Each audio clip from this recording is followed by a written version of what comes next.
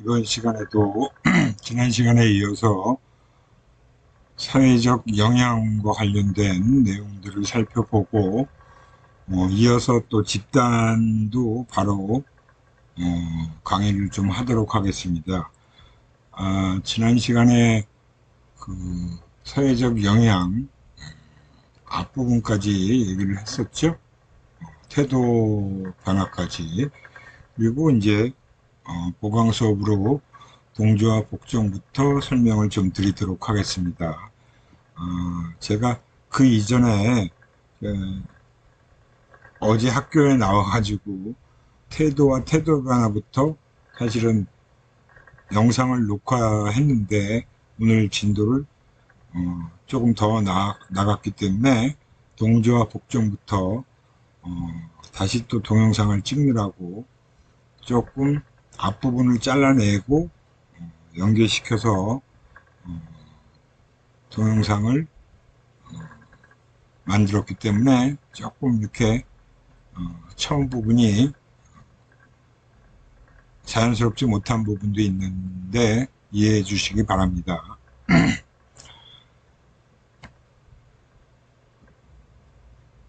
동조와 복종. 동조와 복종이라는 것은 우리가 많이 들어본 거죠. 동조행위다. 그다음에 복종이다라고 하는 건데, 동조는 그냥 따라가는 거예요. 따라가는 거. 그죠? 그래서 동조의 정의를 보면 타인들이 어떤 행위를 하기 때문에 자의적으로 스스로 그 행위를 따라서 하게 되는 현상입니다. 그래서 유행 같은 경우가 그냥 남들이 이렇게 하니까 나도 이렇게 하는 거예요. 그게 보통 동조라고 얘기하는 겁니다. 근데 우리 심리학에서 이 동조에 대한 실증적 실험을 통해서 밝혀낸 애쉬라는 학자가 있어요. 여기에 보면 표준 선분이라고 해서 이 정도 길이에 해당되는 선분을 제시하고 이 세 개의 ABC의 선분을 쭉 제시를 해놓고 옆에 있는 이 선막대와 길이가 똑같은 선분은 뭐냐라고 질문을 하는 상황입니다. 근데 사람이 한 8명에서 9명 정도가 쭉 있고 내가 9번째 맨 마지막에 있어요. 근데 앞에 있는 사람들이 하나같이 다 B가 아니라 A라고 답변을 하는 거예요. 첫 번째 사람한테 물어보니까 A라고 딱 얘기를 해요. 두 번째 사람도 A, 세 번째 사람도 A. 거의 내 앞에 있는 사람들이 다 A라고 해요. 내가 볼 때는 이 B가 이 선분하고 막대 길이가 가장 똑같은 크기인데, 근데 내 차례가 가까울수록 막 갈등이 생기죠. 다른 사람들은 전부 A라고 그랬어요. 앞에 있는 8명이. 그러면 9번째인 피험자 자신도 B라고 얘기를 못하고 A라고 답변을 하더라는 거예요. 사람들이. 그러니까 그 동조라는 게 굉장히 무서운 거죠. 강요하지 않았어요. 그냥 그 사람들이 앞에서 이렇게 답변하는 것만 쭉 같이 있는 자리에서 보여준 거예요. 야, 저 사람들이 틀리게 얘기하는 게 아닐 텐데. 그러니까 나도 A라고 답변을 하더라는 거죠. 그게 바로 동조 현상이 일어나고 있다는 것을 보여주는 실험입니다. 집단일 때 더 강하게 많이 나타나겠죠. 그래서 동조가 크기 위한 조건들입니다. 동조가 잘 일어나게 하는 개인들의 유대가 강할수록 만장일치인 경우, 그리고 집단의 인원이 한 4, 5명 정도 돼요. 그러면 누군가가 나를 뺀 나머지 사람들이 다 같은 행동을 하게 되면 나도 그 행동에 따라갈 수밖에 없는 거죠. 그런 걸 우리가 동조행위다라고 얘기를 합니다. 그럼 왜 동조를 하느냐라고 봤더니 타인의 행동이 현실 판단에 유용한 정보로 작용하는 거예요. 그리고 타인들로부터 인정받고 싶기 때문에. 그러니까 네다섯 명이 쭉 있는데 다 하자 그러는데 나 혼자만 난 싫어, 하기 싫어 이렇게 얘기하는 게 힘든 거예요. 그러면 또 그 친구들이 나한테 뭐라 그럴 거 아니에요.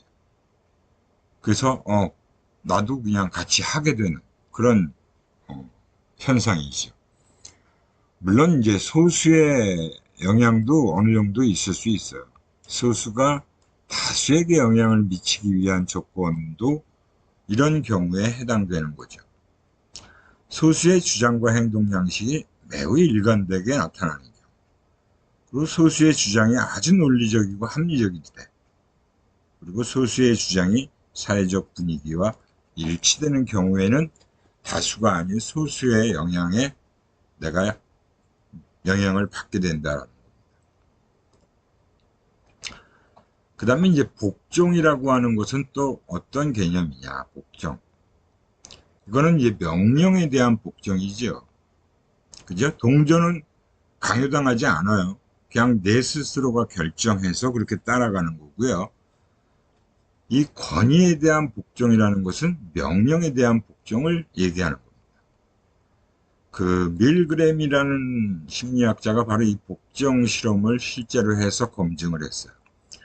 선생과 학생 입장, 그리고 그 피험자는 바로 학생의 입장입니다.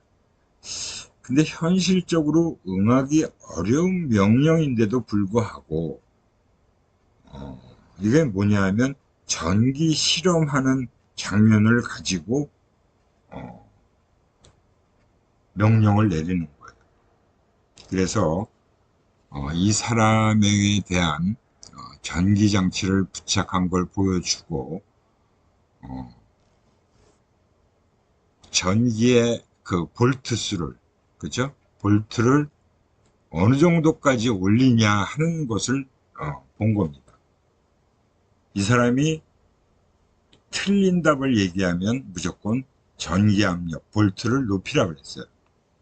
그래서 선생이 학생한테 명령을 하는 거죠. 그렇게. 그래서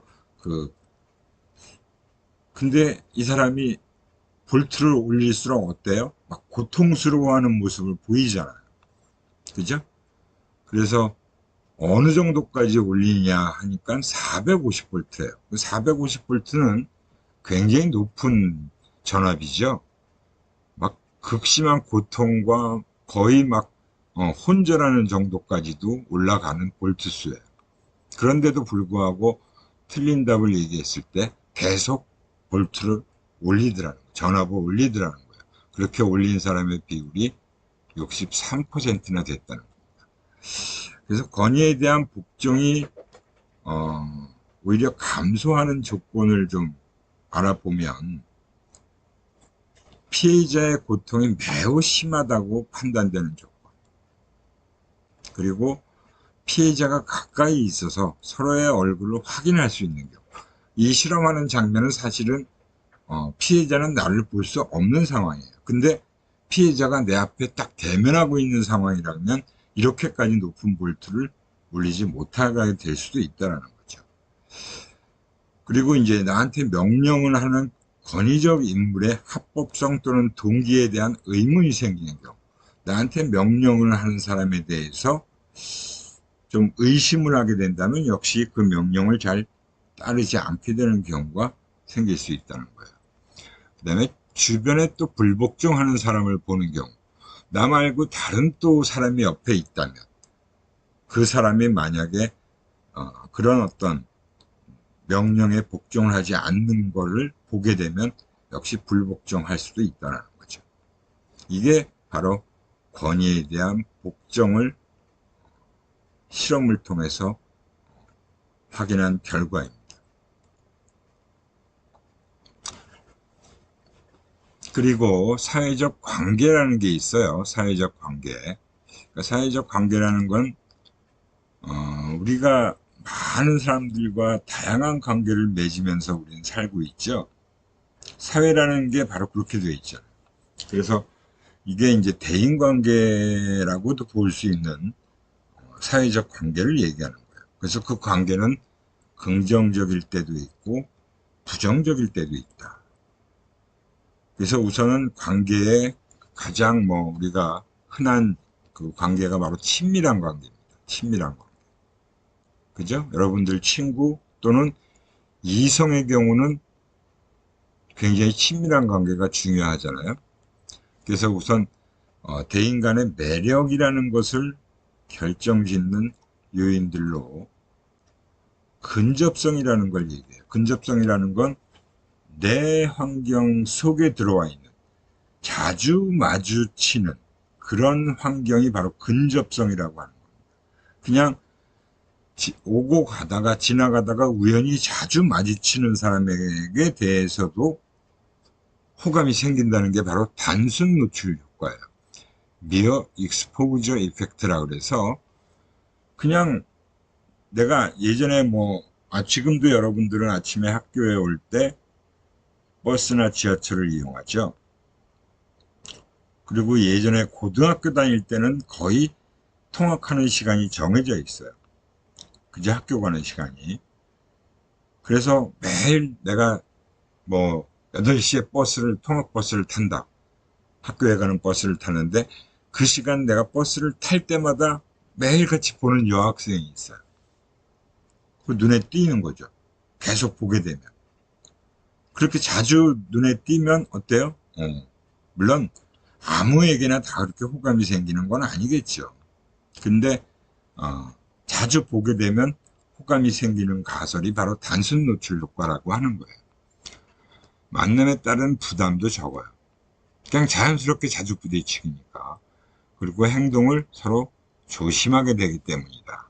그래서 이 근접성이 영향을 미친다는 것을 실제로 미국 대학의 심리학과 교수가 실험을 했어요. 그 대학에 들어온 1학년 학생 남자 100명과 여학생 1학년 학생 100명을 놓고 서로 일종의 미팅이나 마찬가지예요. 짝을 지어줬습니다. 그리고 그 두 남녀가 관계를 얼마나 지속하는가를 쭉 관찰하는 거예요. 그래서 보고도 하게 하고. 그래서 그 1학년 학생들이 이제 학교에서 생활을 하면서 기숙사에 있는 친구도 있고, 그렇지 않은 친구도 있고. 그리고 또, 기숙사에서 수업 들으러 가는 그 건물까지의 거리도 있고, 그렇게 해서 한 달이 지나고 두 달이 지나고 그 관계가 계속 친밀한 관계로 발전해가는 그런 것들을 관찰한 결과 기숙사와 내가 수업 듣는 그 건물을 오고 가는 시간이 비슷한 시간대에 서로 자주 부딪히게 되는 커플들이 있었어요. 그 커플들은 호감이 굉장히 빠르게 증가했다라고 하는 거예요. 그만큼 자주 부딪히니까. 그래서 그걸 이제 단순 노출 효과다라고 얘기를 하는 거고요. 그 다음에 이제 물론 대상의 개인적인 특징, 신체적 매력, 성격, 능력 이런 것들도 역시 매력의 결정 요인이라고 볼 수 있습니다. 그 다음에 이제 유사성이다라고 하는 것은 걸맞추기 현상이다. 이거는 우리가 유유상종이다라고 얘기하는 거죠. 비슷하면 비슷한 사람한테 호감을 가져요. 여러분들이 미팅 같은 건 1대1로 나가서 소개팅을 받았어요. 근데 상대방한테 취미가 뭐냐, 뭐 좋아하냐, 기호나 어떤 음식을 좋아하냐, 어떤 색상을 좋아하냐 그랬더니 내가 좋아하는 거랑 다 비슷해요. 그러면 저하고 많은 취향이 비슷한데요. 이러면서 이제 서로에 대한 호감이 어느 정도 증가하잖아요. 그죠? 보통 그렇잖아요. 그죠? 남녀 관계에서 보통 나하고 비슷하면 호감이 증가하게 돼 있죠. 그래서 친구들끼리도 보면 비슷한 친구들끼리 모이잖아요. 유유상종이라고 얘기를 하는 거죠. 그리고 이제 상대방의 호의입니다. 호의라는 것은 보상으로서 작용을 하죠. 그래서 나한테 호의를 베푸는 사람에 대해서 호감을 가지게 된다는 거. 어떻게 보면 당연해요. 나한테 잘해주는 사람에 대해서 호감이 생길 수밖에 없죠. 근데 이제 득실 효과라는 건 개인 로스 이펙트인데 처음보다 점차 호의를 보이는 경우 더 좋아지게 된다. 그러니까 처음에는 그냥 별로 그렇게 큰 호의적인 부분이 없었는데 두 번째 보고 세 번째 볼 때마다 자꾸 나한테 호의적으로 행동을 하게 되면 이 친구가 나를 좀 좋아하나 보다, 나한테 좀 호감을 가지고 있나 보다라고 생각을 하게 되면 점점 더 좋아지게 되는 거죠. 근데 반대로 좋아하다가 싫어하는 경우에는 더 싫어하게 된다는 거예요. 반대로 어느 정도 좋아했는데 자꾸 보면 볼수록 싫은 게 자꾸 보여지고, 좋아하다가 싫어하게 되면 그 싫어하는 강도가 강해진다는 게 반대 현상으로 나타난다라고 볼 수 있어요. 그 다음에 이제 관계의 발전이 일어나는 과정을 보면 특히 자기 노출이라는 것이 커지면 호감이 높아진다. 이게 자기 노출이 뭐냐면 내가 내 자신을 드러내는 정도가 자기 노출이에요. 셀프 디스클로저라고 해서 정보를 받은 상대방이 상대를 신뢰하고 함께 노출을 하게 된다. 즉 내가 가지고 있는 어떤 숨겨진 나 자신의 모습을 하나 내가 상대방한테 공개를 해요.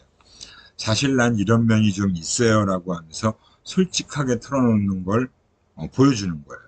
그러면 상대방이 나한테 이런 얘기까지 해? 그럼 나도 또 아무래도 내 속에 있는 얘기, 보통 사람들한테는 잘 내비치지 않는 그런 얘기를 하게 되는 거죠. 그래서 자기 노출이라는 것은 대등한 수준으로 이루어져야지 그 관계가 더 발전할 수 있는 거예요. 그죠?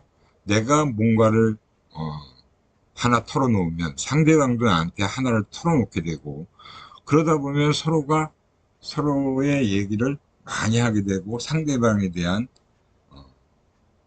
그런 깊은 얘기까지도 서로가 다 알게 되는 거죠. 그죠? 근데 난데없이 관계가 그렇게 오래 진전되지도 않았는데 갑자기 나 너 사랑해 라고 고백을 하면 상대방은 굉장히 부담스럽게 생각을 하겠죠.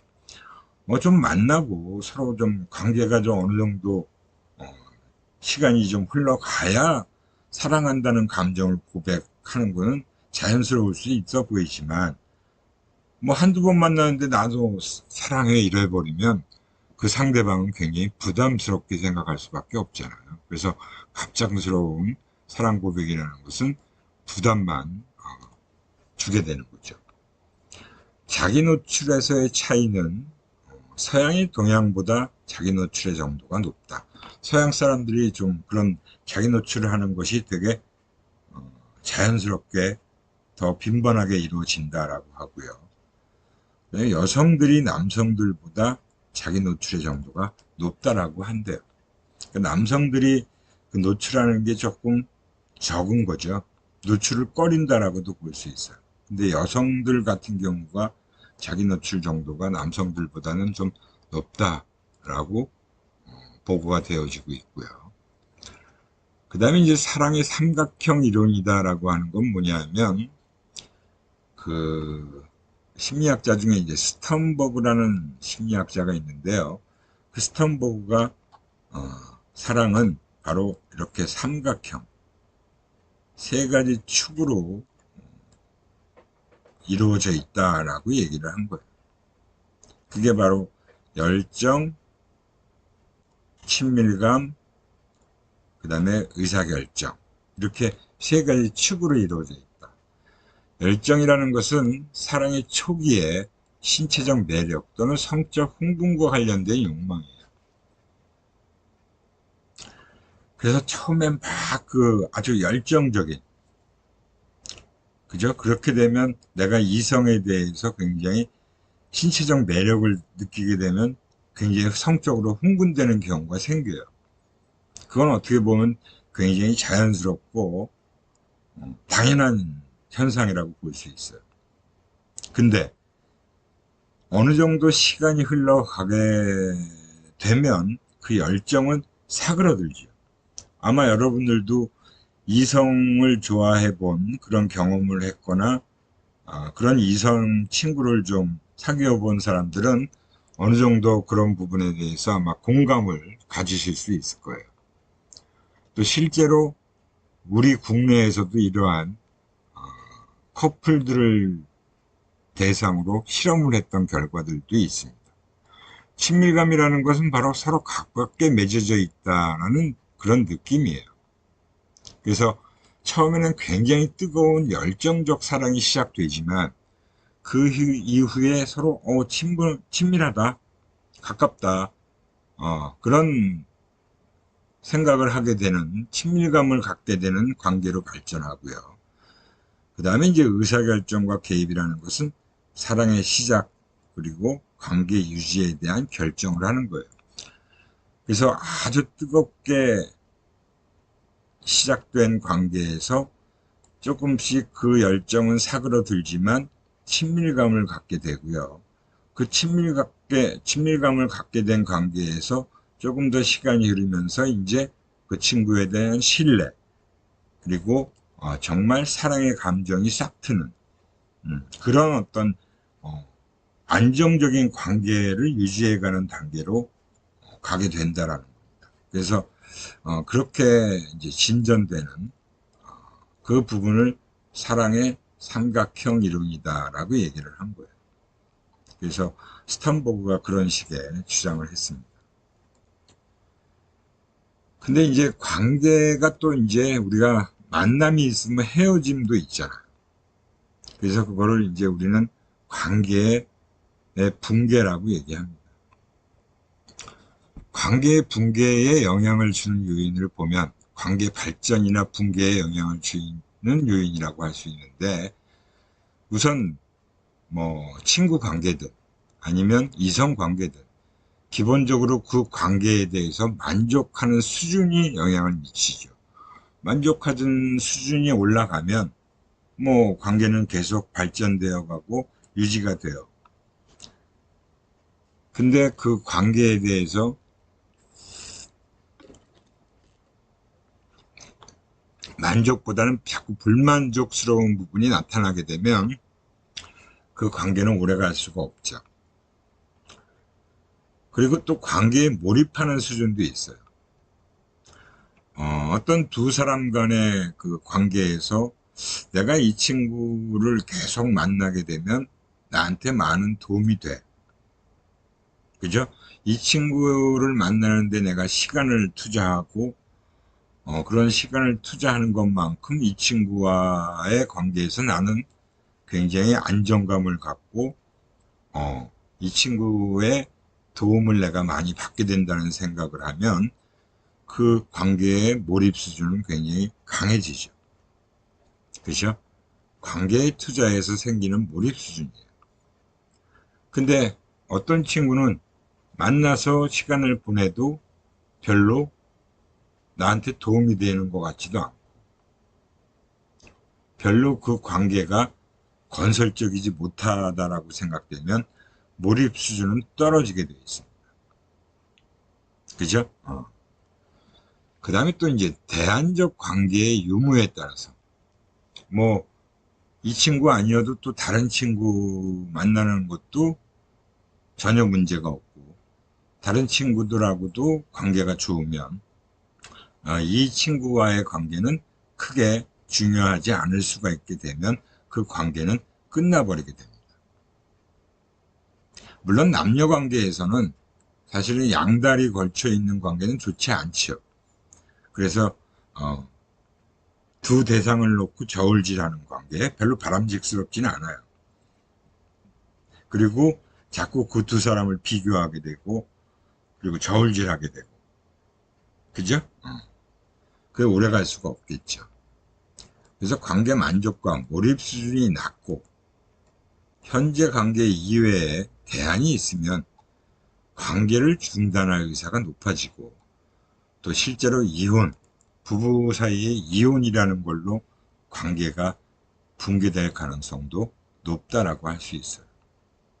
그러니까 부부 사이에서도 이런 관계가, 부부 관계가 만족스러워야 결혼 관계가 계속 유지가 되겠죠. 그리고 아내나 남편이 서로에게 몰입하는 것도 역시 몰입 수준도 되게 중요하다고 볼 수 있어요. 겉도는 관계가 되면 역시 위험 신호가 나타나죠. 그리고 대안적 관계, 당연히 안 좋은 상황이지만 내가 이 사람과 이혼하고 다른 관계를 선택할 가능성이 높아지게 되면 그 관계는 깨지게 될 수밖에 없는 거죠. 그것도 역시 관계의 붕괴에 영향을 미친다라고 볼 수 있습니다. 그리고 이제 이 사회적 관계에서 나타나고 있는 또 굉장히 중요한 요인 중에 하나가 바로 편견이라는 거예요. 편견. 편견이라는 것은 어떤 집단이나 집단 구성원들에 대한 비합리적인 부정적 평가입니다. 우리나라에서도 이러한 편견에 대해서 많은 사례가 있죠. 그래서 우리가 흔히 고정관념이다라는 것과 편견이라는 게 있는데, 이 두 가지의 개념은 조금 차이가 있어요. 집단이나 구성원들의 특징에 관한 신념이 고정관념이에요. 쟤는 어때라고 하는 거죠. 그죠? 저 집단은 이런 집단이야 라고 그런 특징을 지어놓은 것에 대한 신념이에요. 그리고 편견이라는 것은 고정관념, 그렇게 생각하고 있는 거에 대한 평가적 측면이 작용하는 거예요. 그래서 이 집단은 별로야. 근데 이 집단은 굉장히 괜찮아 라고 하는 게 편견이죠. 그래서 편견이 생기는, 편견의 발생 원인을 보면 기본적으로 사회적 학습이에요. 대체적으로 사회적 규범을 반영하는 경우가 많지요. 우리가 조폭이다라는 집단에 대해서는 어때요?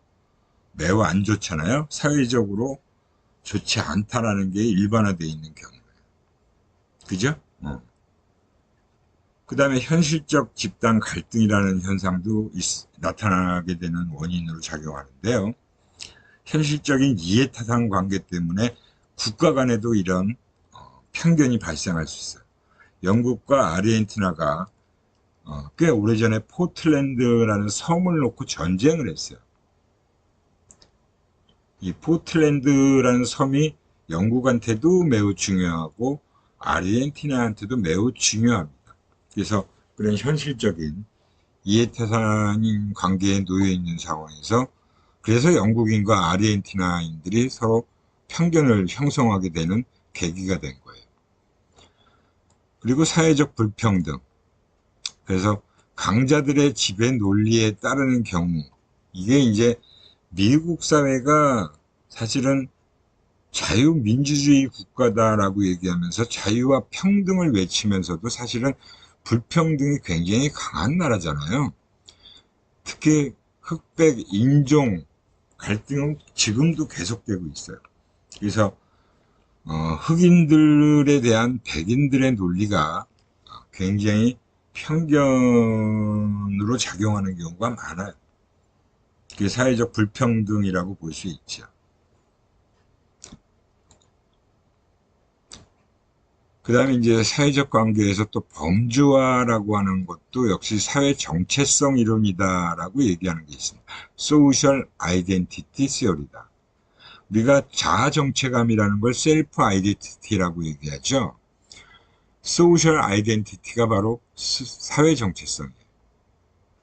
그래서 타인을 어떤 집단의 일원으로서 범주화해서 지각하는 경향이 강하다는 거예요.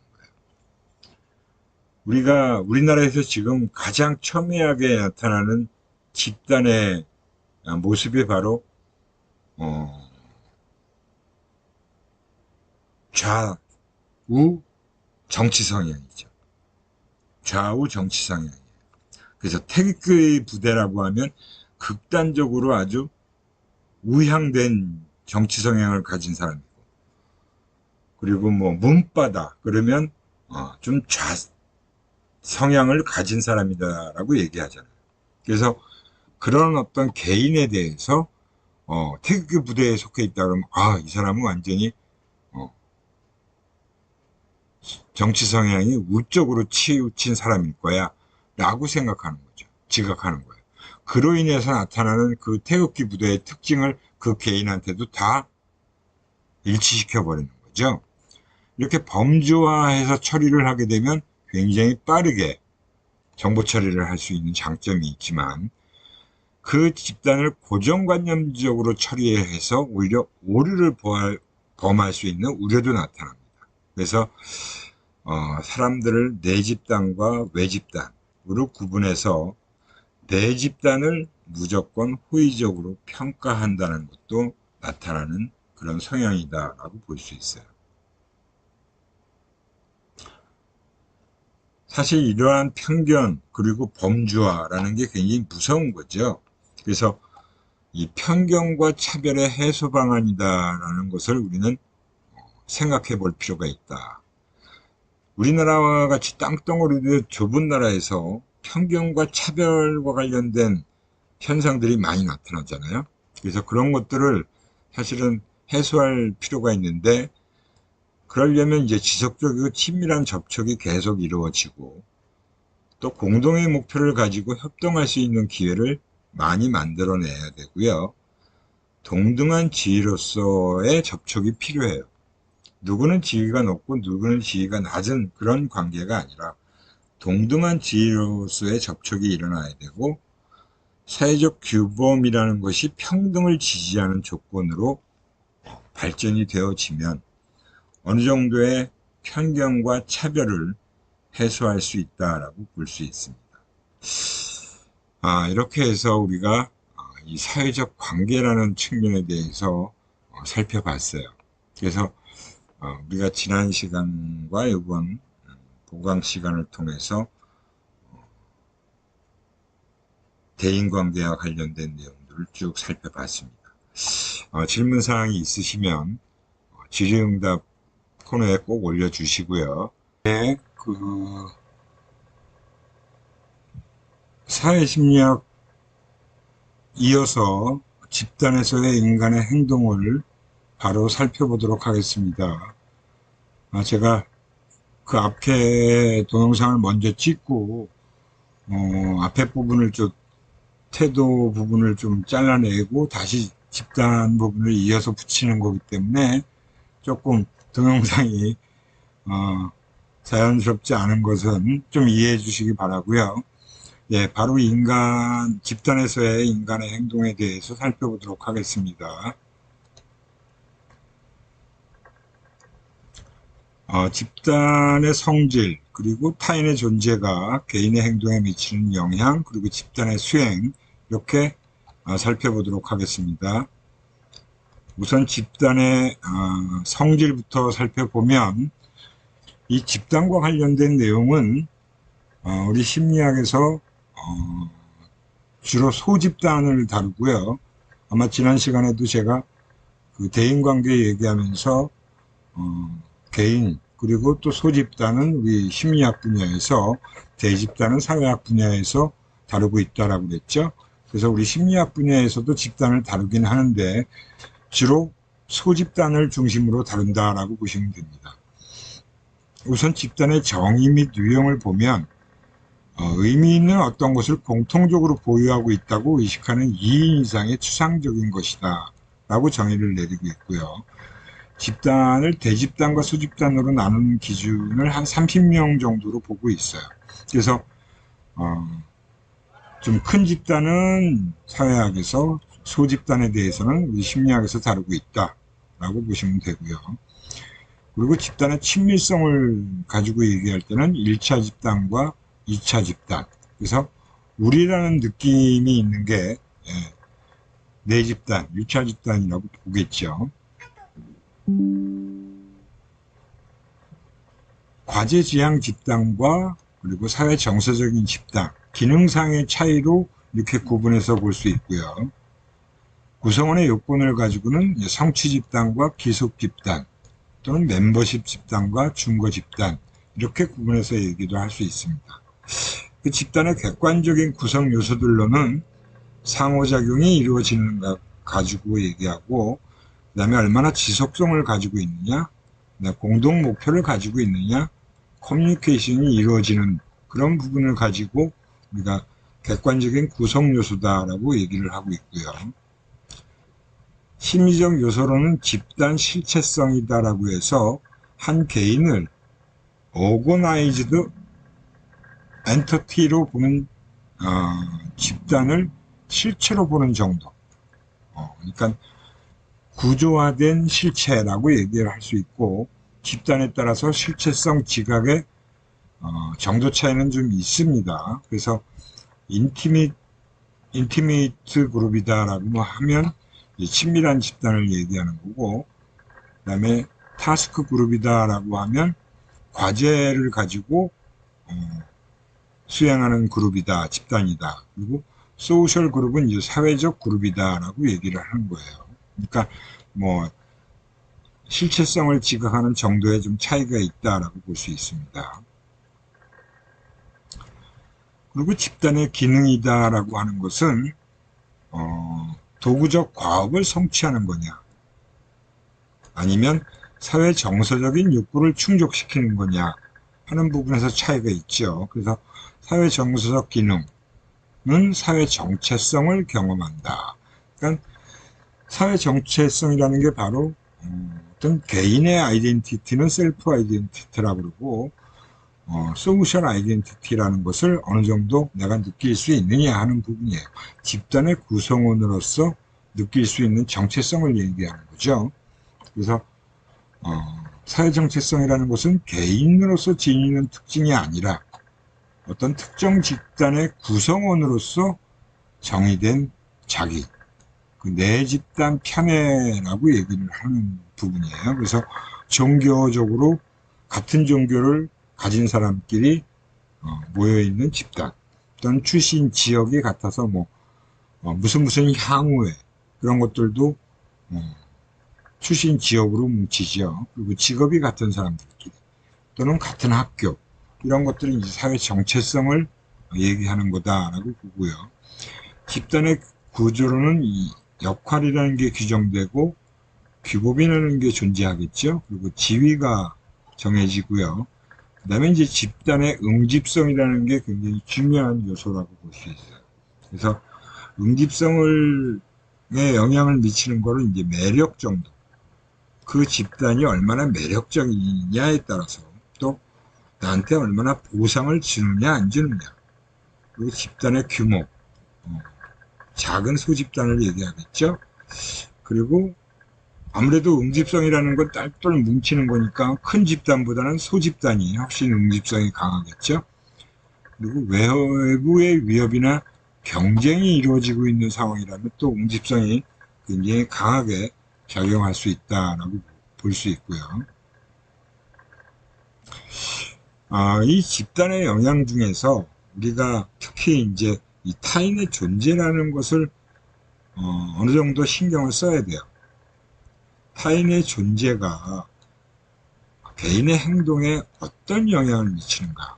이건 여러분들이 혼자 공부할 때하고 누구와 함께 공부할 때, 또는 여러 사람들과 함께 공부하는 것이 더 공부가 잘 된다는 사람이 있고, 나 혼자 공부하는 것이 잘 된다는 사람이 있어요.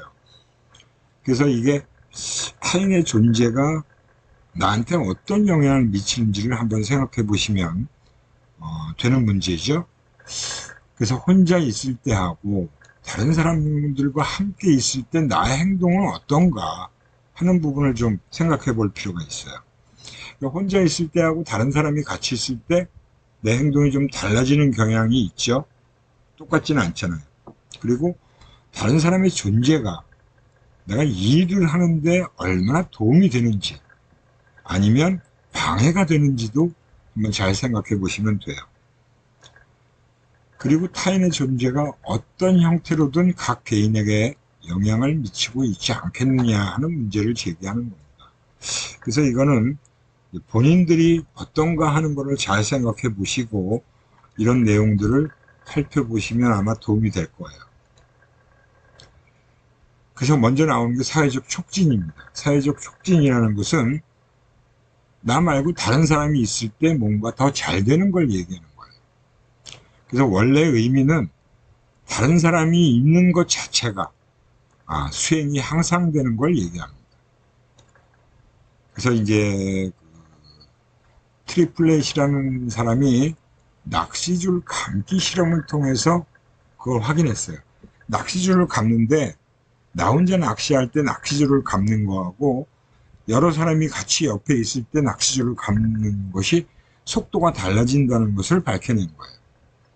그리고 또 어떤 학자가 동물에게서도 또 발견을 했어요. 그래서 바퀴벌레를 이렇게 물속에 통 속에 넣어놓고 경주를 시키는 거예요. 근데 혼자 바퀴벌레를 그 물속에 넣어놓고 어떤 지점에 도달하게 할 때하고 바퀴벌레가 여러 마리를 동시에 넣어놓고 그 도착 지점에 도착하는 시간을 재보니까 바퀴벌레가 여러 마리가 있을 때 훨씬 더 빨리 달린다는 그런 결과를 발견했어요. 근데 그 반대의 결과도 발견됐다라는 건데요. 다른 사람이 존재하기 때문에 오히려 하기 어려운 과제의 경우에는 수행이 저하됐다는 거예요. 그걸 이제 소셜 퍼실리테이션이 아니라 이니비션, 사회적 금지, 사회적 배타, 이런 식으로 우리가 조금 사회적 억제가 일어나는 경우를 얘기하는 거죠. 그래서 이런 것들을 통합해서 제이온스라는 학자가 정리를 했어요. 타인의 존재가 우선 생리적인 흥분 반응을 일으킨대요. 근데 그 생리적 흥분 반응이 주 반응으로서 촉진이 되는 경우를 얘기했어요. 그래서 우리가 미국 프로야구를 가지고 확인을 해봤대요. 홈팀 효과라는 건 뭐예요? 자기 지역에서 그 구장에 모인 응원단이 훨씬 많은 경우죠. 그래서 월드 시리즈 할 때 첫 번째, 두 번째는 홈 승률이 6할이 넘게 나타났대요. 그리고 마지막 경기는 4할, 일곱 번째 경기는 3할로 나타났답니다. 그래서 보통 이제 홈 승률이 굉장히 높게 나오는 경우가 많았고요. NBA 같은 경우 농구 대회를 얘기하는 거죠. 첫 번째에서 네 번째까지는 7할, 마지막 경기는 4할, 일곱 번째 경기는 3할로 주로 초기에 그죠? 홈 구장에서 경기를 운영하는 게 훨씬 유리하다라고 하는 결과를 보여줬다라고 볼 수 있어요. 그래서 이 제이온스의 타인의 존재와 사회적 촉진과의 관계를 보여주는 하나의 모델이라고 볼 수 있죠. 그 타인의 존재가 흥분을 증가시키게 되면 우세 반응이 촉진되는 거예요. 그러니까 더 활발한 반응을 보이게 되는 거죠. 근데 평가 불안으로 인해서 옆 사람이 타인들이 내가 하는 것들을 좀 평가하는 것처럼 느껴지면 평가 불안으로 인해서 우세 반응이 촉진되는 게 약하게 나타나고요. 그리고 오히려 타인의 존재가 주의 분산을 일으킬 수도 있잖아요. 집중하지 못하고 자꾸 타인을 의식하게 되니까 그런 경우엔 인지적 갈등이 일어나서 역시 우세 반응의 촉진이 약하게 나타나는 상황으로 모델을 정리했다라고 볼 수 있습니다. 그 다음 두 번째 집단의 영향에 이제 모험성 추구나 집단 극화 현상이 나타나는 경우가 있어요. 모험성 추구라는 거는 집단의 결정이 모험적이거나 극단에 치우치는 현상을 얘기하는 거예요. 그래서 그걸 집단 극화 현상이다 라고 하는 거죠. 그래서 나 혼자 뭔가 모험을 추구하는 성향이 발휘되는 것보다는 집단으로 있을 때 뭔가 좀 더 모험적인 성향을 추구하는 경우가 더 잘 나타난다고 보는 거예요. 그래서 그걸 집단 극화 현상이다라고 얘기하는 거죠. 그래서 보통 우리가 혼자 있을 때 뭔가 그런 독단적인 행동으로 과감한 행동을 보이는 건 쉽지 않잖아요. 그죠? 근데 이제 같이 모여서 있을 때 집단적으로 누구 하나가 이렇게 하자 그러면 그걸 따라가면서 나도 과감해지는 행동을 보여주는 경우가 있다는 거죠. 그래서 그걸 이제 친숙성과 탈억제로 설명하는 거다. 그러니까 그런 자기 자신을 억누르는 부분이 나 혼자일 때는 좀 강하게 작용했는데 다른 사람들과 있으면서 같이 행동을 할 때는 억제가 좀 벗어나게 되는, 그걸 탈피하게 되는 그런 부분으로 설명을 하고 있다라고 볼 수 있고요. 뭘 개인화라는 것도 마찬가지예요. 혼자 있으면 하지 않을 비이성적 또는 반사회적 행동이 집단 속에 있으면 오히려 가능해진다는 거죠. 아마 요즘에 여러분들은 데모라는 걸 거의 하지 않고 있잖아요. 특히 이제 제가 다니던 80년대 초중반, 그때는 막 군부 독재에 대학생들이 엄청나게 많이 항고를 했어요. 그러면서 막 제가 학교 다니던 83년도, 4년도 이때는 일주일에 한 2번 정도는 막 학교에서 학생들끼리 막 스크럼을 짜고 데모를 막 합니다. 근데 그때 주동하는 학생이 있게 되고 그 주동하는 학생을 따라서 많은 학생들이 쫙 모여드는 그런 현상이 있어요. 그렇게 모여들게 되면 나 혼자만의 책임감은 굉장히 느슨해지죠. 그리고 개인의 정체성은 약해지고 집단의 정체성이 부각돼요. 그러니까 과감한 행동, 막 돌 던지고 막 전경들하고 막 진짜 전쟁터를 불사하는 그런 상황이 촉발되더라고요.